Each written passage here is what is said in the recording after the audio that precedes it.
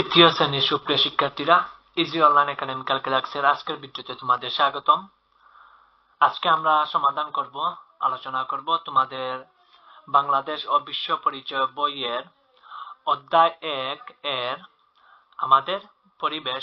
এই অধ্যায় 1 এর পৃষ্ঠা 1, তারপর পৃষ্ঠা 2, তারপর পৃষ্ঠা 3 আমরা আজ আলোচনা করব। ঠিক আছে, অধ্যায় 1 এর নাম হচ্ছে আমাদের পরিবেশ, এবং এখানে 1 নম্বরে তারা কিছু জিনিস বলেছে আমাদেরকে, যে প্রাকৃতিক ও সামাজিক পরিবেশের বৈচিত্র্য, একটি হেডলাইন দিয়েছে আমাদেরকে। ঠিক আছে, প্রাকৃতিক ও সামাজিক পরিবেশের বৈচিত্র্য, অর্থাৎ আমরা দেখেই বুঝতে পারছি এই চিত্রটি এখানে তারা দিয়েছে যে এখানে প্রাকৃতিক পরিবেশ এবং সামাজিক পরিবেশের উপাদানগুলো রয়েছে এবং এগুলো আমরা দেখতে পাচ্ছি। এখন আমি তোমাদেরকে প্রথমত আমাদেরকে এখানে জানতে হবে প্রাকৃতিক পরিবেশ কি আর সামাজিক পরিবেশ কি। ঠিক আছে, আচ্ছা, প্রাকৃতিক জিনিস কি? প্রাকৃতিক জিনিস মানে হচ্ছে যেটা আমাদের মনুষ্য দ্বারা তৈরি করা অসম্ভব। যেমন আমি কি চাইলে আরেকজন মানুষ সৃষ্টি করতে পারি? পারবো না। আমি কি চাইলে একটি গাছ বানাতে পারি? পারবো না। আমি কি চাইলে একটি কুকুর, বিলাই, গরু ইত্যাদি আমি কি বানাতে পারবো আমার নিজ হাত দিয়ে? না। এগুলা একমাত্র সম্ভব কাকে দ্বারা? সৃষ্টিকর্তা দ্বারা, অর্থাৎ আল্লাহ। তার মানে আল্লাহ প্রদত্ত, অর্থাৎ মানুষের আওতার বাইরে, ক্ষমতার বাইরে প্রতিটি জিনিসকেই প্রাকৃতিক বলতে পারি আমরা। ঠিক আছে, এবং সামাজিক মানে হচ্ছে যেগুলো আমরা নিজেরাই তৈরি করে থাকি আমাদের দৈনন্দিন জীবনের ব্যবহারের জন্য। যেমন যানবাহন, যেমন আমাদের ঘরের বিছানা, তারপর আমরা আর কি বলতে পারি চুলা, এরপর আর কি আছে খাট, এরপর আছে বিভিন্ন রকমের যন্ত্রপাতি ইত্যাদি। এগুলো হচ্ছে মানুষ নির্মিত জিনিস, অর্থাৎ সামাজিক পরিবেশের উপাদান। এছাড়াও আরো রয়েছে যেমন বিদ্যালয়, ঘরবাড়ি। ঠিক আছে, এইসব হচ্ছে সামাজিক পরিবেশের উপাদান। এখন আমরা আলোচনা করব প্রাকৃতিক ও সামাজিক পরিবেশের বৈচিত্র্যটা নিয়ে আলোচনা করব। ঠিক আছে, এই যে একটি পিকচার তারা দিয়েছে, ছবি দিয়েছে, এখান থেকে আমরা প্রাকৃতিক পরিবেশের কিছু উপাদান চিহ্নিত করি যেটা আমাদের মানুষ দ্বারা তৈরি করা অসম্ভব। যেমন এই সূর্য, এই যে সূর্য, এটা আমাদের মানুষ দ্বারা তৈরি করা অসম্ভব। ঠিক আছে, তাই সূর্য হচ্ছে প্রাকৃতিক একটি উপাদান। তারপর এখানে দেখতে পাচ্ছ এই যে পাহাড়। ঠিক আছে, পাহাড়, মাটি, পাহাড় তো এইগুলা দিয়েই তৈরি। ঠিক আছে, সুতরাং এইটা আমরা তৈরি করতে পারবো না। এই যে পানি দেখতে পারতেছো, এই যে মধ্যস্থানে পানি দেখতে পারতেছো, এগুলাও কি প্রাকৃতিক উপাদান। এরপর এই যে গাছগুলা দেখতে পাচ্ছ, এই গাছটাও কি প্রাকৃতিক উপাদান। এই যে পাখিগুলা দেখতে পারতেছো, এই পাখিগুলা কি প্রাকৃতিক উপাদান, অর্থাৎ এগুলা চাইলে আমরা সৃষ্টি করতে পারবো না। তারপর এই যে এখানে গরু দেখতে পাচ্ছ, এটিও প্রাকৃতিক উপাদান। গরুর পাশে অনেকগুলা ঘাস রয়েছে বা গাছ রয়েছে, এগুলো প্রাকৃতিক উপাদান। এই যে এখানে একটি কুকুর দেখতে পাচ্ছ, এটিও প্রাকৃতিক উপাদান। তাহলে এবং এখানে অনেকগুলা মানুষ রয়েছে, যেগুলা আমরাও হলাম কি প্রাকৃতিক উপাদান। এইসব প্রাণীগুলাও কি প্রাকৃতিক উপাদান, এইসব গাছগুলাও কি প্রাকৃতিক উপাদান। এখন সামাজিক উপাদানগুলা কি কি আমরা এখানে দেখতে পাচ্ছি। এই যে একটি ঘর দেখতে পাচ্ছি, এটি হচ্ছে সামাজিক উপাদান। সরি, এটি হচ্ছে বিদ্যালয়, কারণ শিক্ষার্থীরা এই দিক দিয়ে যাচ্ছে, সুতরাং এটি হচ্ছে বিদ্যালয়, এবং বিদ্যালয় আমাদের পড়াশোনার জন্য তৈরি করেছি আমরা নিজের হাতেই। সুতরাং বিদ্যালয় হচ্ছে একটি সামাজিক পরিবেশ। তারপর এই যে এখানে দেখতে পাচ্ছ, এই যে একটি বল দেখতে পাচ্ছ, এটি আমরা আমাদের খেলার জন্য তৈরি করেছি, সুতরাং এটি আমরা তৈরি করেছি, তাই এটি একটি সামাজিক পরিবেশের উপাদান। এই যে দুইটি ঘর দেখতে পারতেছো, এই ঘরগুলো আমরা কেন তৈরি করেছি? এই যে আরেকটি ঘর, এই ঘরগুলো আমরা কেন তৈরি করেছি? এগুলা তৈরি করেছি আমাদের বসবাসের জন্য। ঠিক আছে, সুতরাং এটি আমাদের দৈনন্দিন জীবনে ব্যবহারের জন্য, তাই এটি একটি সামাজিক পরিবেশের উপাদান। এই যে পিছনের দিকে মন্দির বা অন্য কিছু হতে পারে, এটি হচ্ছে আমাদের তৈরি, এটি হচ্ছে সামাজিক পরিবেশের উপাদান। ঠিক আছে, তার মানে আমরা এই পিকচারটি থেকে অনেক বিষয় পেলাম, যেখানে রয়েছে প্রাকৃতিক উপাদান। আচ্ছা, এই যে নৌকা রয়েছে দেখতে পাচ্ছ, এটি হচ্ছে সামাজিক পরিবেশের উপাদান, কারণ আমরা নদীর এপার থেকে ওই পারে যেতে হলে কি ব্যবহার করব? নৌকা ব্যবহার করব। এরপরে এই যে একটি যানবাহন দেখতে পারতেছো, আমরা সিলেটি যারা আছে সবাই এটিকে বলি টমটম। এই যানবাহন দ্বারা আমরা যাতায়াত করে থাকি, সুতরাং এটি আমাদের দৈনন্দিন জীবনে ব্যবহারের জন্য আমরা তৈরি করেছি, তাই এটিও হচ্ছে সামাজিক পরিবেশের একটি উপাদান। ঠিক আছে, আমরা এই পিকচারটি সম্পর্কে একটি বিস্তারিত আলোচনা বুঝে ফেললাম। এখন কি তুমি বুঝতে পারছো যে আসলে সামাজিক এবং প্রাকৃতিক পরিবেশের মধ্যে কি ধরনের বৈচিত্র্য রয়েছে? প্রাকৃতিক মানে হচ্ছে যেটি আল্লাহ প্রদত্ত সৃষ্টি, অর্থাৎ মানুষদের দ্বারা সৃষ্টি অসম্ভব, এটি হচ্ছে প্রাকৃতিক। আর সামাজিক হচ্ছে যেটি আমরা আমাদের দৈনন্দিন জীবনে ব্যবহারের জন্য তৈরি করে থাকি। মাটির পুতুল, এরপর হচ্ছে কি দালান কোঠা, বিদ্যালয়, গাড়ি, রাস্তাঘাট, এগুলো হচ্ছে আমাদের তৈরি। ঠিক আছে, এগুলো হচ্ছে সামাজিক পরিবেশের উপাদান। তারপর এখানে আমাদেরকে কি বলতেছে যে ছবিটি পর্যবেক্ষণ করে প্রাকৃতিক ও সামাজিক পরিবেশের উপাদান চিহ্নিত করি এবং নিচের চকে তালিকা তৈরি করি। আচ্ছা, আমরা ছবিটিকে পর্যবেক্ষণ করেছি এবং সামাজিক ও প্রাকৃতিক পরিবেশের উপাদানগুলো কি করেছি, চিহ্নিত করেছি। এই যে সূর্যকে চিহ্নিত করেছি প্রাকৃতিক পরিবেশ, ওইটা পাখিকে চিহ্নিত করেছি যেটি হলো প্রাকৃতিক পরিবেশ, ঘর হচ্ছে সামাজিক পরিবেশ, যানবাহনটি হচ্ছে সামাজিক পরিবেশ, এই বলটি হচ্ছে সামাজিক পরিবেশ, এই বিদ্যালয় হচ্ছে সামাজিক পরিবেশের উপাদান। ঠিক আছে, এখন আমাদেরকে বলতেছে যে নিচের এই চকটি আমাদেরকে পূরণ করার জন্য এই চকের দুইটি হেডলাইন দিয়েছে। প্রথম হেডলাইনটি হচ্ছে প্রাকৃতিক পরিবেশের উপাদান, মানে এই এর ভিতরে এই যে এখানে কয়েকটি গড় রয়েছে, এখানে আমরা প্রাকৃতিক পরিবেশের উপাদান লিখবো। দেখো তারা একটি উদাহরণ দিয়েছে আমাদের, সেটি হচ্ছে সূর্য, মানে তারপর এখানে কি বসাতে পারি আমরা, পাখি, তারপর এখানে কি বসাতে পারি, গরু ইত্যাদি। এখানে রয়েছে সামাজিক পরিবেশের উপাদান, অর্থাৎ এইদিকে এই দিকে আমাদের কি বসাতে হবে, সামাজিক পরিবেশের উপাদান বসাতে হবে। সামাজিক পরিবেশের উপাদান একটি তারা উদাহরণ দিয়েছে, সেটি হচ্ছে ঘর বাড়ি। কি দিয়েছে, ঘর বাড়ি। অর্থাৎ এই দিকে যারা আমরা নিজেরাই যা কিছু তৈরি করেছি এইগুলার লিস্ট বা তালিকা এই দিকে বসবে। ঠিক আছে, চলো আমরা এখন আমাদের গাইডের একটি সহায়তা নেই। এই যে তোমরা দেখতে পাচ্ছ, আমি স্ক্রিনটি বড় করছি তোমাদের বোঝার সুবিধার্থে। এই যে তোমরা দেখতে পাচ্ছ এখানে প্রাকৃতিক পরিবেশের উপাদান, আর এই যে দেখতে পাচ্ছ এখানে কি সামাজিক পরিবেশের উপাদান।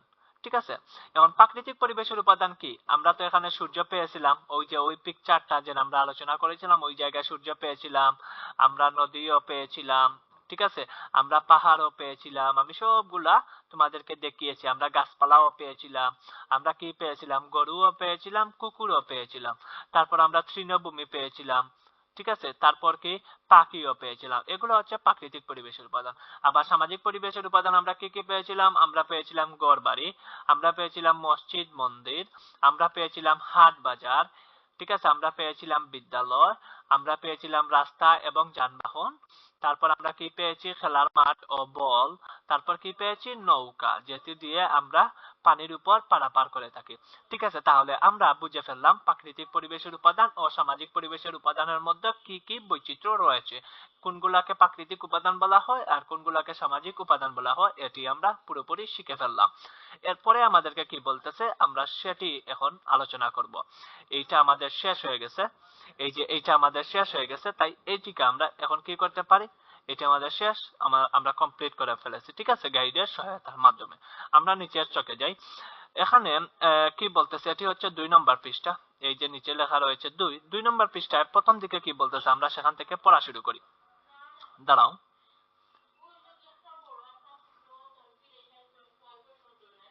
আচ্ছা, আমরা আসছি 2 নম্বর পৃষ্ঠায়। 2 নম্বর পৃষ্ঠায় এখানে বলতেছে প্রাকৃতিক পরিবেশের উপাদানগুলোর মধ্যে বৈচিত্র্য রয়েছে। ঠিক আছে, কোথাও রয়েছে উঁচু নিচু পাহাড় পর্বত, আবার কোথাও রয়েছে সাগর মহাসাগর, কোথাও আবার নদী নদ নদী, খাল বিল, হাওর বাওর, নিচু এলাকা ইত্যাদি। ঠিক আছে, আমরা এখানে বুঝতে পারলাম, এখানে আমরা দুইটি কি জিনিস বুঝতে পারলাম। ঠিক আছে, এখানে কিসের বৈচিত্র্য কথা বলতেছে, প্রাকৃতিক পরিবেশের বৈচিত্র্য কথা বলতেছে। কোথাও আবার নদ নদী, কোথাও খাল বিল, কোথাও হাওর বাওর, কোথাও আবার নিচু এলাকা রয়েছে। ঠিক আছে, কোথাও সাগর আবার কোথাও মহাসাগর। ঠিক আছে, তারপর এখানে বলতেছে যে পোকা মাকড় থেকে শুরু করে হাতির মতো বিশাল প্রাণী এবং বিভিন্ন ধরনের উদ্ভিদ নিয়ে এই জীবজগৎ। ঠিক আছে, আমরা এটিও বুঝে ফেললাম। তারপর বলতেছে কোন অঞ্চল বৃষ্টিপ্রবণ, আবার কোন অঞ্চল শুষ্ক মরুভূমি, কোন অঞ্চলের আবহাওয়া গরম, আবার কোন অঞ্চলে আবার কোথাও কি শীতল। ঠিক আছে, আমরা এটি বুঝে ফেললাম, কোথাও কি আবার শীতল। তারপরে বলতেছে বাংলাদেশের গ্রীষ্মকালে গরম ও শীতকালে ঠান্ডা অনুভূত হয়। এদেশে বর্ষাকালে প্রচুর বৃষ্টিপাত হয়। ঠিক আছে, তারপর অতিবৃষ্টির কারণে কখনো কখনো বন্যাও হয়, আবার অনাবৃষ্টির কারণে কি খরাও হয়। এইভাবেই গড়ে উঠেছে বৈচিত্র্যপূর্ণ প্রাকৃতিক পরিবেশ। দেখতে পাচ্ছ কিভাবে একটি প্রাকৃতিক পরিবেশের উপাদানগুলোর মধ্যে বৈচিত্র্য তুলে ধরেছে এই মাত্র একটি মাত্র হেডিং এর মাধ্যমে। ঠিক আছে, এই যে একটি মাত্র হেডিং এর মাধ্যমে প্রাকৃতিক পরিবেশের বৈচিত্র্য এখানে তুলে ধরা হয়েছে। ঠিক আছে, আমরা আমরা এই যে পয়েন্টে আমি এখানে মার্ক করেছি, বক্সের ভিতরে রেখেছি, এইটা তোমরা পড়বে, কারণ যখন তোমার পরীক্ষায় এটি আসতে পারে, পরীক্ষায় কি পরীক্ষায় এটি আসতে পারে, এটিকে আমি মার্ক করে দেই যাতে তোমাদের বুঝতে সুবিধা হয়। পরীক্ষায় এটি আসতে পারে, ঠিক আছে, এটিকে তোমরা মার্ক করো যে প্রাকৃতিক পরিবেশের উপাদানগুলোর মধ্যে বৈচিত্র্য রয়েছে। ঠিক আছে, অর্থাৎ প্রাকৃতিক পরিবেশের উপাদানগুলোর মধ্যে বৈচিত্র্য লিখো, এই ধরনের কোয়েকশন আসতে পারে। তখন এই পয়েন্টগুলা তোমরা এই শুরু থেকে শেষ পর্যন্ত লিখে দিলেই হয়ে যাচ্ছে যে পরীক্ষায় কি ধরনের প্রশ্ন আসতে পারে, যে প্রাকৃতিক পরিবেশের উপাদানগুলোর মধ্যে বৈচিত্র্য লিখো। ঠিক আছে, প্রাকৃতিক পরিবেশ এখানে সবগুলাই প্রাকৃতিক পরিবেশ। ঠিক আছে, এখানে সবগুলাই কি প্রাকৃতিক পরিবেশ, কিন্তু এগুলোর মধ্যেও বৈচিত্র্য রয়েছে, এইগুলা লেখার কথা বলতে পারে পরীক্ষায়, এটি আসতে পারে পরীক্ষায়। তাই এখান থেকে একটি প্রশ্ন বের হয়েছে, সেটা তোমরা খাতায় লিখে ফেলো। ঠিক আছে, আবার আসতে পারে যে অতিবৃষ্টির কারণে কি হয়, বন্যা হয়, এটিও পরীক্ষায় কি আসতে পারে। ঠিক আছে, আবার এখানে প্রশ্ন আসতে পারে অনাবৃষ্টির কারণে কি হয়, খরাও হয়। ঠিক আছে, এখানে এটাও পরীক্ষায় আসতে পারে। ঠিক আছে, তারপরে বলতে পারে যে বৈচিত্র্য প্রাকৃতিক পরিবেশ কি ব্যাখ্যা করো, বৈচিত্র্যপূর্ণ প্রাকৃতিক পরিবেশ কি ব্যাখ্যা করো, এইটি বড় প্রশ্ন আসতে পারে, অর্থাৎ বর্ণনামূলক প্রশ্ন। অর্থাৎ এখান থেকে আমরা 4টি প্রশ্ন পেয়ে গেলাম, এগুলা পরীক্ষায় আসার সম্ভাবনা রয়েছে। তারপরের পয়েন্টে আমরা যাই, এখানে দেখতে পাচ্ছ নিচে আমাদেরকে কি বলতেছে, এখন আমরা সেটি নিয়ে আলোচনা করব। ঠিক আছে, তাহলে চলো আমরা আমাদের আলোচনা, নিচের পয়েন্টের আলোচনাটা শুরু করি। এখানে বলেছে সামাজিক পরিবেশের বিভিন্ন উপাদানের মধ্যেও বৈচিত্র্য রয়েছে। ঠিক আছে, বিভিন্ন ধর্মের মানুষের বিভিন্ন রকম উৎসব, তারপর যেমন ঈদ, পূজা, বুদ্ধ পূর্ণিমা, বড়দিন ইত্যাদি। ঠিক আছে, তারপর বলতেছে মানুষের প্রয়োজনে গড়ে উঠেছে স্কুল, মাদ্রাসা ও কলেজের মতো বিভিন্ন ধরনের শিক্ষা প্রতিষ্ঠান। ঠিক আছে, তারপর বলতেছে আমাদের সমাজে রয়েছে কৃষক, মৎস্যজীবী, ব্যবসায়ী, রিক্সা চালক, শিক্ষক, ডাক্তার ও শ্রমিক সহ বিভিন্ন পেশার মানুষ। যাতায়াতের জন্য আমরা ব্যবহার করি বিভিন্ন ধরনের যানবাহন, যেমন রিক্সা, গাড়ি, ট্রেন, লঞ্চ, বিমান ইত্যাদি। ঠিক আছে, তারপরে এখানে বলতেছে এক এক অঞ্চলের মানুষের ঘরবাড়ি, ভাষা, খাদ্যাভ্যাস এক এক রকম। গ্রাম ও শহরের ঘরবাড়ি, রাস্তাঘাট, বাজার, জীবনযাত্রা ইত্যাদির মধ্যে রয়েছে ভিন্নতা। ঠিক আছে, ইত্যাদির মধ্যে কি রয়েছে, ভিন্নতা রয়েছে। এদেশের বেশিরভাগ অফিস, আদালত ও কলকারখানা শহরে অবস্থিত। আচ্ছা, আমাদের দেশের বেশিরভাগ অফিস এবং আদালত কোথায় অবস্থিত, কলকারখানা কোথায় অবস্থিত, শহরের মধ্যে অবস্থিত। আবার কৃষি খামারগুলো গ্রামে অবস্থিত। এভাবে দেশের বিভিন্ন অঞ্চলে প্রাকৃতিক ও সামাজিক পরিবেশের ভিন্নতা রয়েছে। ঠিক আছে, আমরা এটি, এই যে ভিন্নতা রয়েছে, আমরা এটি শেষ করে ফেললাম। এখানে সামাজিক পরিবেশের আমি এখন এই জায়গা থেকে আমরা কি কি প্রশ্ন পেলাম, এটাকে আমরা আগে কালেক্ট করতে হবে। এখান থেকে আমরা একটি বিষয় জানলাম যে সামাজিক পরিবেশের বিভিন্ন উপাদানের মধ্যে বৈচিত্র্য রয়েছে। এখন পরীক্ষায় আসতে পারে যে সামাজিক পরিবেশের বিভিন্ন উপাদানের মধ্যে বৈচিত্র্য রয়েছে, ব্যাখ্যা করো। ঠিক আছে, এটি বড় প্রশ্ন আসতে পারে, তখন এইগুলা তোমাকে লিখতে হবে। আবার এখান থেকে আরেকটি প্রশ্ন আসতে পারে যে এদেশের বেশিরভাগ অফিস এবং অফিস, আদালত ও কলকারখানা কোথায় অবস্থিত, তখন আমাদেরকে বলতে হবে শহরে অবস্থিত। আবার বলতে হবে যে কৃষি খামারগুলো, এদেশের কৃষি খামারগুলো বেশিরভাগ অংশ কোথায় অবস্থিত, তখন আমাদেরকে বলতে হবে গ্রামে অবস্থিত। কারণ গ্রামের মানুষেরাই বেশিরভাগ অংশে কৃষি করে, কৃষি কাজ করে, খামার তৈরি করে, খামারে কাজ করে। আর শহরের মানুষরা অফিস আদালতে তারা ব্যস্ত থাকে, কলকারখানা রয়েছে শহরে। ঠিক আছে, তাহলে আমরা এখানে এই দুইটি পয়েন্ট আমরা বুঝে ফেললাম। আমরা এই পয়েন্টটিও এখন কি বুঝে ফেলেছি। আমরা এই যে বক্সের ভিতর আমি এই যে পয়েন্টটি রয়েছে, এটি আমরা কি এখন শেষ করে ফেললাম। এখন নিচে আমাদেরকে কি বলতেছে আমরা সেটা বোঝার চেষ্টা করি।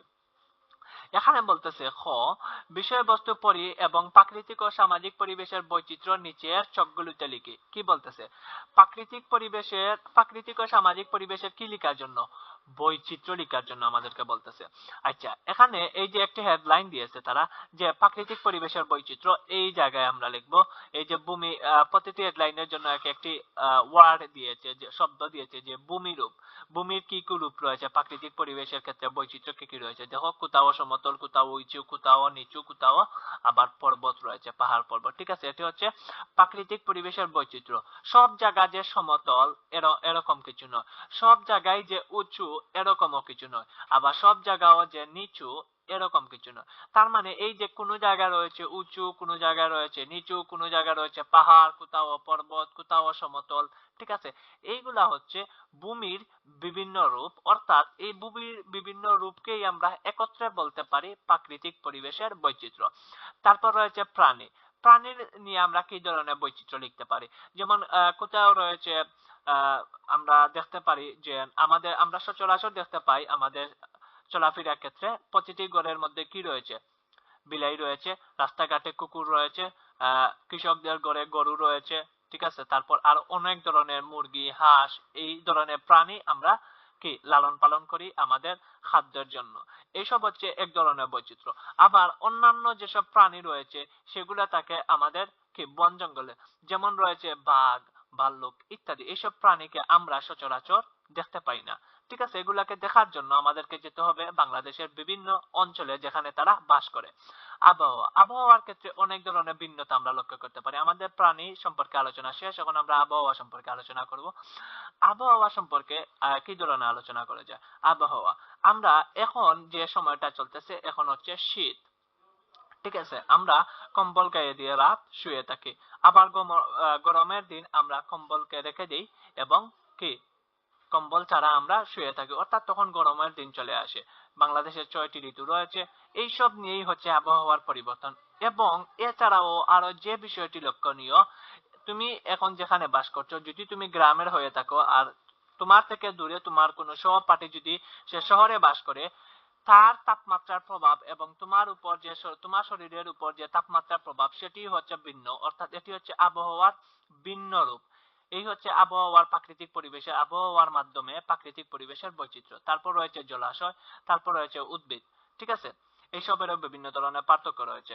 আমরা আমাদের গাইডের সহায়তা নিব। এখানে রয়েছে সামাজিক পরিবেশের বৈচিত্র্য। নিচে তারা বলেছে পেশা, কেউ আছে কৃষক, কেউ আছে জেলে, ঠিক আছে, কেউ আছে ড্রাইভার, আরো অনেক ধরনের পেশা রয়েছে, কেউ আবার ডাক্তার, ঠিক আছে, কেউ আবার খেলোয়াড় ইত্যাদি রয়েছে। এইসব অনেক ধরনের পেশা, কেউ শিক্ষক ইত্যাদি পেশা রয়েছে। তারপর রয়েছে যানবাহন। যানবাহনের মধ্যে অনেক ধরনের কি বৈচিত্র্য রয়েছে। যেমন কোন যানবাহন হচ্ছে ছোট, কোন যানবাহন হচ্ছে বড়, কোন যানবাহন ধীর গতিতে চলে, কোন যানবাহন আবার কি উচ্চ গতিতে চলে। তারপর শিক্ষা প্রতিষ্ঠান, বিভিন্ন ধরনের শিক্ষা প্রতিষ্ঠান রয়েছে, প্রাথমিক বিদ্যালয় ইত্যাদি, হাই স্কুল, মাধ্যমিক স্কুল, ঠিক আছে, কলেজ, ইউনিভার্সিটি ইত্যাদি হচ্ছে শিক্ষা প্রতিষ্ঠান, বিভিন্ন ধরনের শিক্ষা প্রতিষ্ঠান। ধর্মীয় অনুষ্ঠান, আমাদের ধর্মীয় অনুষ্ঠান হচ্ছে ঈদ উল ফিতর, ঈদ উল আজহা।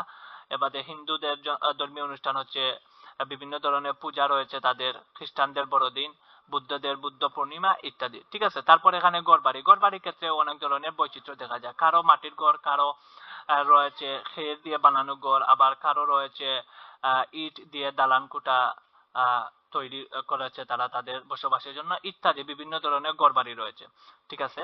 এখন আমরা দেখি এইসব যে খালি বক্স গুলা রয়েছে এসব তারা কি কি দিয়ে পূর্ণ করেছে। এখানে দেখতে পাচ্ছ এই যে আমাদের আলোচনা যে ভূমিরূপ, কোথাও সমতল, কোথাও উঁচু, কোথাও নিচু, প্রাকৃতিক পরিবেশের বৈচিত্র্য এখানে দিয়েছে এবং ভূমির উপর একটি উদাহরণও দিয়ে দিয়েছি এখানে, ঠিক আছে।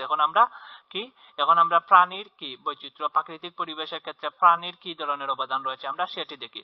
প্রাণী, এই যে প্রাণী হচ্ছে ক্ষুদ্র কীটপতঙ্গ থেকে হাতির মতো বিশাল প্রাণীও রয়েছে, ঠিক আছে। এই প্রাকৃতিক পরিবেশের মধ্যে ক্ষুদ্র কীটপতঙ্গ থেকে হাতির মতো বিশাল প্রাণী রয়েছে। ক্ষুদ্র কীটপতঙ্গ মানে এখানে কি বোঝায়? ক্ষুদ্র কীটপতঙ্গ মানে হচ্ছে একেবারে ক্ষুদ্র, যেমন আমরা একটিকে বলি ঘাস ফড়িং, ঠিক আছে, এগুলাকে ক্ষুদ্র কীটপতঙ্গ বলা যায়। আবার হাতির মতো বিশাল প্রাণী, হাতিকে তো আমরা সবাই চিনি, হাতি হচ্ছে আমাদের চাইতেও বিশাল। সুতরাং এটি হচ্ছে প্রাকৃতিক পরিবেশের একটি বৈচিত্র্য। কোন দিক দিয়ে? প্রাণীর দিক দিয়ে, ঠিক আছে। এখন আমরা আবহাওয়ার দিক দিয়ে প্রাকৃতিক পরিবেশের বৈচিত্র্য কি রয়েছে সেটি বোঝার চেষ্টা করি।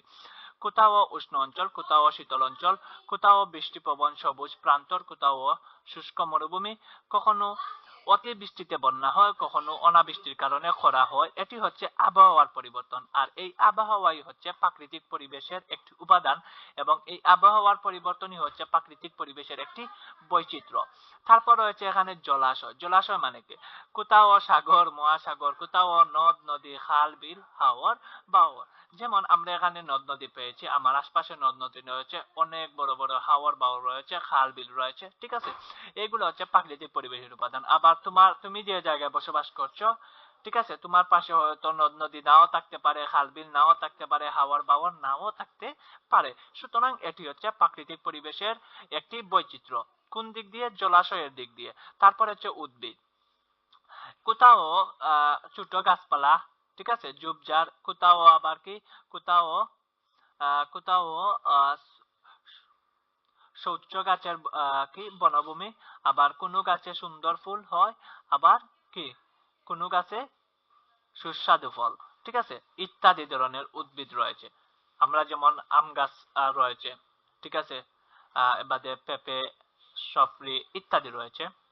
ঠিক আছে, আমরা এইসব আমাদের দৈনন্দিন জীবনে খেয়ে থাকি আমাদের খাদ্য জীবিকা নির্বাহ করার জন্য। সুতরাং এগুলাই হচ্ছে প্রাকৃতিক পরিবেশের একটি উপাদান। এই উদ্ভিদই হচ্ছে প্রাকৃতিক পরিবেশের উপাদান, এবং এই উদ্ভিদের মধ্যে বিভিন্ন ধরনের বৈচিত্র্য রয়েছে।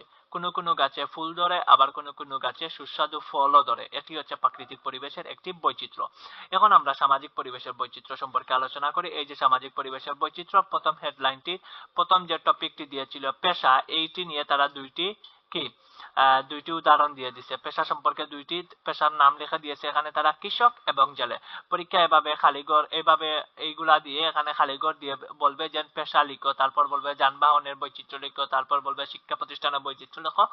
এগুলা তোমরা, এই যে আমি দেখাচ্ছি, এগুলা তোমরা লিখে ফেলবে অথবা 2-3 বার পড়ে নিবে, এবং সব সময় চেষ্টা করবে এগুলা যেন তোমাদের মাইন্ডে থেকে যায়, যাতে ভুলে না যাও। ভুলে গেলেই শেষ, ভুলে যাবে না। সব সময় চেষ্টা করবে যে বুঝার মাধ্যমে মুখস্থ করার, সরাসরি মুখস্থ করতে যাবে না। প্রথমে চাইবে যে আমি ওই জিনিসটা বুঝি, তারপর মুখস্থ। তখন বুঝা এবং মুখস্থের মধ্যে অনেক ধরনের একটি শক্তিশালী মাইন্ড মেন্টালিটি তৈরি হয়।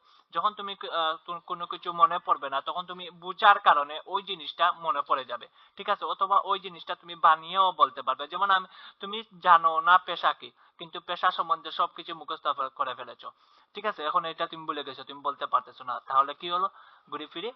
ঘুরে ফিরে জিরো। সুতরাং তোমাদেরকে আগে পেশা কি সেটা জানতে হবে, পেশা কাকে বলে সেটা জানতে হবে, এইরকম বিস্তারিত বুঝতে হবে, তখনই যে কোনো জিনিস তোমার কাছে সহজ মনে হবে।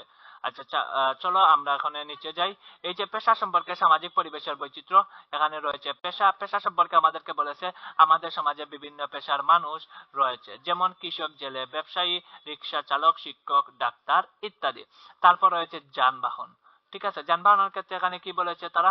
যানবাহনের ক্ষেত্রে বলেছে যে যাতায়াতের সুবিধার জন্য বিভিন্ন ধরনের যানবাহন আছে, যেমন রিক্সা, গাড়ি, ট্রেন, লঞ্চ, বিমান ইত্যাদি। তারপর এখানে বলেছে শিক্ষা প্রতিষ্ঠান। শিক্ষা প্রতিষ্ঠান নিয়ে এখানে কি বলেছে? শিক্ষা প্রতিষ্ঠানের উদাহরণ কি দিয়েছে? বিভিন্ন শিক্ষা প্রতিষ্ঠান হলো স্কুল, কলেজ, মাদ্রাসা, টেকনিক্যাল স্কুল, ক্রীড়া প্রতিষ্ঠান, ক্রীড়া শিক্ষা প্রতিষ্ঠান, বিশ্ববিদ্যালয় ইত্যাদি। তারপর বলেছে এখানে ধর্মীয় অনুষ্ঠান। ধর্মীয় অনুষ্ঠানের নিয়ে তারা কি ধরনের সামাজিক বৈচিত্র্য তুলে ধরেছে? যেমন এখানে রয়েছে দেশের বিভিন্ন ধর্মের মানুষ ঈদ, পূজা, বড়দিন, বুদ্ধ পূর্ণিমা ইত্যাদি পালন করে বিভিন্ন ধর্মের মানুষ, ঠিক আছে। তারপর এখানে বলেছে ঘরবাড়ি। ঘরবাড়ি সম্পর্কে তারা সামাজিক পরিবেশের কি বৈচিত্র্য তুলে ধরেছে?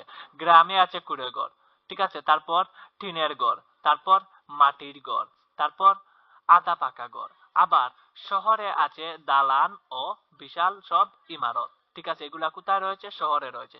আমি প্রথমেই তোমাদেরকে বুঝিয়ে দিয়েছিলাম যে পেশা, যানবাহন, শিক্ষা প্রতিষ্ঠান, ধর্মীয় অনুষ্ঠান, ঘরবাড়ি, এগুলা এক একটির জন্য সামাজিক পরিবেশের বিভিন্ন রূপ রয়েছে, ঠিক আছে। শিক্ষা প্রতিষ্ঠানে বিভিন্ন ধরনের রূপ রয়েছে, ঠিক আছে। কোন শিক্ষা প্রতিষ্ঠানকে স্কুল বলা হয়, আবার কোন শিক্ষা প্রতিষ্ঠানকে কলেজ বলা হয়, আবার কোন শিক্ষা প্রতিষ্ঠানকে মাদ্রাসা বলা হয়, কোনটিকে বলা হয় টেকনিক্যাল স্কুল, কোনটিকে বলা হয় ক্রীড়া শিক্ষা প্রতিষ্ঠান, আবার কোনটিকে বলা হয় বিশ্ববিদ্যালয়। ধর্মীয় অনুষ্ঠানের ক্ষেত্রে বিভিন্ন ধরনের অনুষ্ঠান রয়েছে, যেমন আমাদের মুসলিম ধর্মের জন্য ঈদ, হিন্দুদের জন্য পূজা, খ্রিস্টানদের জন্য বড়দিন এবং বৌদ্ধদের জন্য বুদ্ধ পূর্ণিমা। এগুলা হচ্ছে ধর্মীয় ক্ষেত্রে বিভিন্ন উৎসব, ধর্মীয় দিক দিয়ে, ঠিক আছে। তারপর এখানে আমাদেরকে অ্যাসাইনমেন্ট সম্পর্কে বলেছে। আমরা এখন আমাদের বইয়ে চলে যাই। এখানে অ্যাসাইনমেন্ট দিয়েছে। অ্যাসাইনমেন্টে কি বলেছে যে আমরা 1 নম্বরটা বলেছে যে আমার নিজ এলাকার প্রাকৃতিক বৈচিত্র্য বর্ণনা করি। এটা হচ্ছে তোমার দায়িত্ব, এটি তুমি আমাকে লিখে আমাদের হোয়াটসঅ্যাপ নাম্বারে পাঠিয়ে দেবে। আমাদের হোয়াটসঅ্যাপ নাম্বার হচ্ছে, এখানে লিখে ফেলো।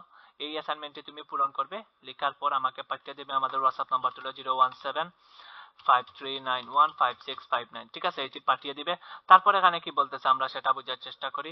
2 নম্বর অ্যাসাইনমেন্ট কি দিয়েছে যে গ্রাম ও শহরের আবাসিক এলাকার বৈচিত্র্য বর্ণনা করি। আচ্ছা, গ্রামের কি ধরনের পরিবেশ রয়েছে, আবার আবাসিক এলাকায় কি ধরনের পরিবেশ রয়েছে, এই দুইটি পরিবেশ নিয়ে কি ধরনের বৈচিত্র্যতা ফুটে ওঠে ওইটা বর্ণনা করার কথা বলতেছে। এটিও তোমরা আমাকে কি লিখে পাঠিয়ে দিবে। এবং গ্রাম ও পরিবেশের মধ্যে কি ধরনের বৈচিত্র্য রয়েছে সেটা অবশ্যই আমরা জানি। ঠিক আছে, গ্রামের মধ্যে রয়েছে হাওর বাওর, নদী নালা, বা শহরের মধ্যে যদি আমরা যাই সেখানে রয়েছে অফিস আদালত, কলকারখানা ইত্যাদি শহরের দিকে অবস্থিত। ঠিক আছে, এটি হচ্ছে গ্রামের বৈচিত্র্য। এবং আরো যদি আমরা আমাদের মাইন্ড মেন্টালিটিকে পরিষ্কার করে, আর যদি আমরা মাইন্ডকে তীক্ষ্ণভাবে খাটাই, তাহলে আমরা অনেক ধরনের উদাহরণ পেয়ে যাব। এখানে বলতেছে পরিবেশের উপাদানের বৈচিত্র্য নিয়ে নিচের ধারণা চিত্রটি সম্পূর্ণ করি। কি বলতেছে বুঝতে হবে। পরিবেশের উপাদানের বৈচিত্র্য নিয়ে, পরিবেশে বিভিন্ন ধরনের উপাদান রয়েছে, এই সবগুলোর বৈচিত্র্য নিয়ে নিচের ধারণা চিত্রটি সম্পূর্ণ করি। আমার মনে হয় আমরা তৃতীয় পৃষ্ঠায় চলে এসেছি। ঠিক আছে, এখন আমরা তৃতীয় পৃষ্ঠাটি সমাধান করি। এখানে আমাদেরকে এই যে তোমরা দেখতে পাচ্ছ, আমি স্ক্রিনটি ছোট করলাম, এখানে লেখা আছে পরিবেশের বৈচিত্র্য। ঠিক আছে, এই যে গাছপালা রয়েছে, গাছপালার মধ্যে এই যে একটি তীর চিহ্ন এখানে দিয়েছে, তারা দেখতে পাচ্ছ। তারপর এখানে বলে দিয়েছে গাছপালা। গাছপালা দেওয়ার পর এখানে তিনটি তীর চিহ্ন দিয়েছে, এই যে একটি তীর চিহ্ন, তারপর এই যে আরেকটি তীর চিহ্ন, তারপর এই যে আরেকটি তীর চিহ্ন। এবং এই তীর চিহ্নগুলা দিয়ে আমাদেরকে কি নির্দেশ করতেছে? এই তীর চিহ্নগুলা দিয়ে আমাদেরকে কি, প্রথমে হচ্ছে গাছপালা, গাছপালাকে আবার কয় ভাগ এখানে ভাগ করা হয়েছে? 3 ভাগে।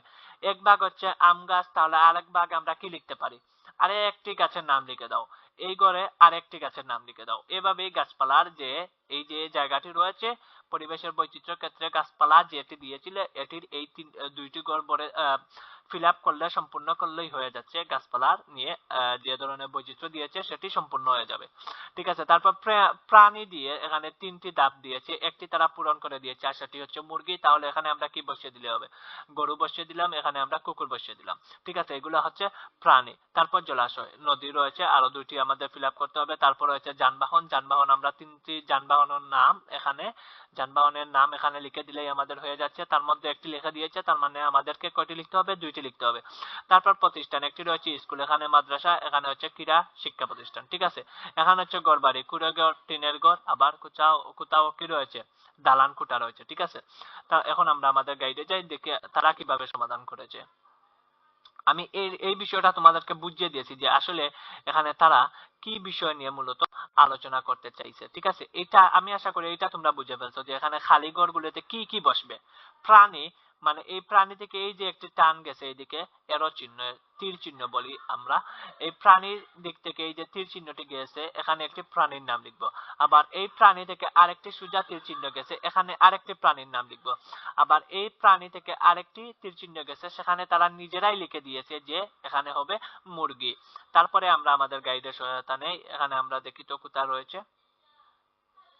এই যে আমরা এখন চলে আসছি আমাদের যে এই জিনিসটা আমরা খুঁজেছিলাম, এই যে এখানে আমরা পেয়ে গেছি যে সার্কেলটি এখানে তারা দিয়েছিল। এখন আমরা স্ক্রিনটাকে আমি বড় করছি তোমাদের বোঝার সুবিধার জন্য। এখানে কি বলেছে আমরা সেটা বোঝার চেষ্টা করি। প্রথমত এই যে আমরা সেখানে বুঝে ফেলেছি অলরেডি যে পরিবেশের উপাদানের বৈচিত্র্য নিয়ে নিচের ধারণা চিত্রটি সম্পন্ন করি। আমি এইটি নিয়ে পুরোপুরি একটি আলোচনা করে ফেলেছি। এখন এটিকে কিভাবে সম্পূর্ণ করা যায় সেটি নিয়ে আমরা আলোচনা করব। ঠিক আছে, এই যে এই পাশে দেখতে পাচ্ছি আমরা, তারা এটিকে সমাধান করে দিয়েছে। প্রথমে আমরা প্রাণী থেকে শুরু করলাম। প্রাণী দিয়ে তারা কি লিখেছে? প্রথমে তারা আমাদেরকে প্রাণী দিয়ে আমাদেরকে এখানে মুরগি লিখে দিয়েছিল, এবং এই দুইটি ঘর তারা কি ফাঁকা রেখেছিল। এখন এই দুইটি ঘরকে আমাদেরকে ফিল আপ করতে হবে। এই হচ্ছে একটি ঘর, এই হচ্ছে আরেকটি ঘর। এখন একটি প্রাণীর নাম তারা লিখে দিয়েছিল, সেটি হচ্ছে মুরগি। তারপর আরেকটি প্রাণীর নাম আমাদেরকে লেখার কথা বলেছিল, আমরা লিখলাম ছাগল। তারপর আরেকটি প্রাণীর নাম লিখলাম আমরা গরু। অর্থাৎ প্রাণী নিয়ে যে চকটি চেয়েছিল সেটি আমরা পূরণ করে দিলাম। তারপর আমরা গেলাম গাছপালায়।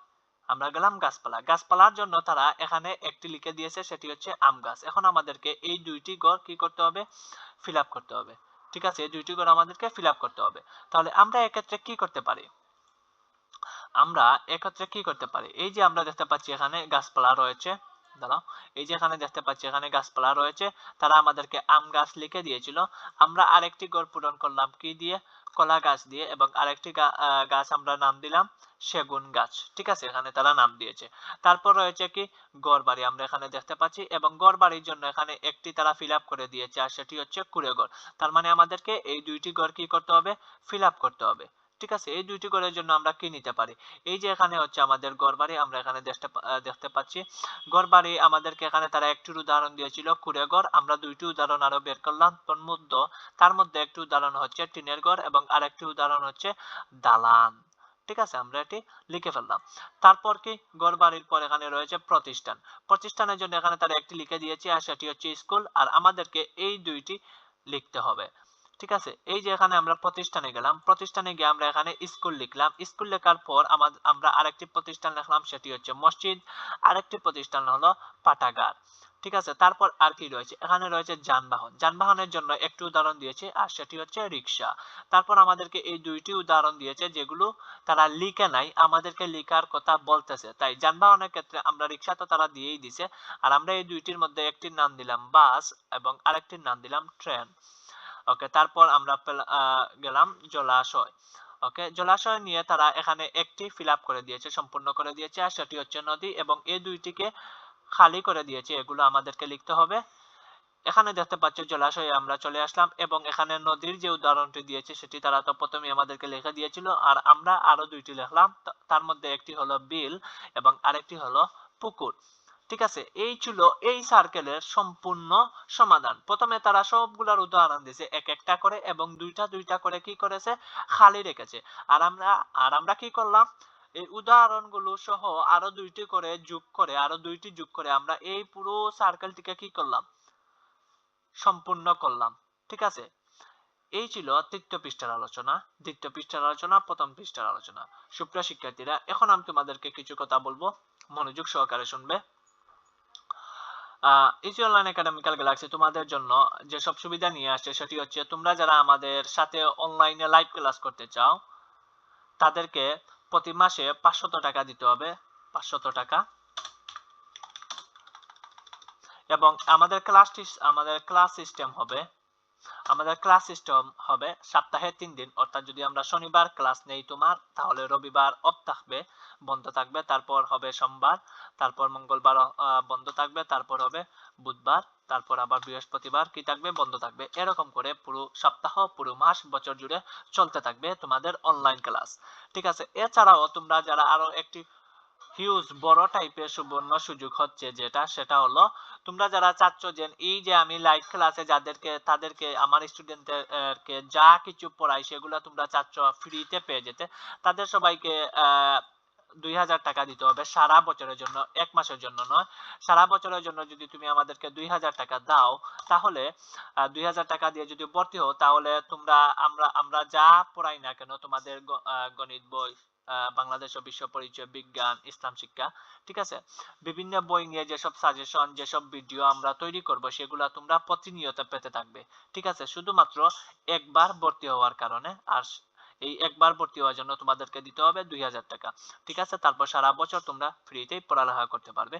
প্রিয় শিক্ষার্থীরা, যদি ভিডিওটি ভালো লাগে তাহলে চ্যানেলকে সাবস্ক্রাইব করো, পাশে থাকবে। আল্লাহ হাফিজ, টাটা।